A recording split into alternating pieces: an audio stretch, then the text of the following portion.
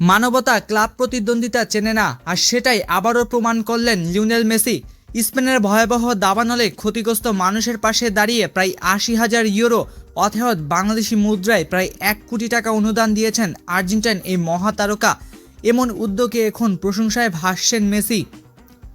সম্প্রতি স্পেনের সিয়েরা ওরিস্তে অঞ্চলে ভয়াবহ দাবানলে বহু ঘরবাড়ি, সামাজিক অবকাঠামো ও জনপদ ক্ষতিগ্রস্ত হয়। এরপর শুরু হয় পুনর্গঠন ও পুনর্বাসনের কাজ। ঠিক সেই সময় ক্ষতিগ্রস্ত মানুষের পাশে দাঁড়ানোর সিদ্ধান্ত নেন লিওনেল মেসি।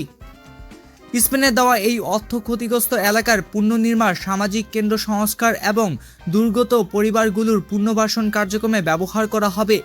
সংকটের মুহূর্তে এই সহায়তা স্থানীয়দের জন্য নতুন আশার আলো হয়ে এসেছে। সবচেয়ে আলোচিত বিষয় হলো মেসির এই মানবিক উদ্যোগের জন্য প্রকাশ্যে ধন্যবাদ জানিয়েছেন মাদ্রিদ স্বায়ত্তশাসিত অঞ্চলের প্রেসিডেন্ট ইসাবিল দিয়াজ আউসো। বার্সেলোনা ও রিয়াল মাদ্রিদের দীর্ঘদিনের তীব্র প্রতিদ্বন্দ্বিতা ভুলে তিনি বলেন, আমি লিওনেল মেসিকে আন্তরিকভাবে ধন্যবাদ জানাতে চাই। আমরা আশা করেছি খুব শীঘ্রই তাকে মাদ্রিদে স্বাগত জানাতে পারবো এবং তার প্রাপ্য সম্মান দিতে পারবো। একসময় তিনি রিয়াল মাদ্রিদের বিপক্ষে অসংখ্য স্মরণীয় ম্যাচ খেলেছেন। সেই মেসিকেই আজ মানবিকতার জন্য সম্মান জানাচ্ছে মাদ্রিদ।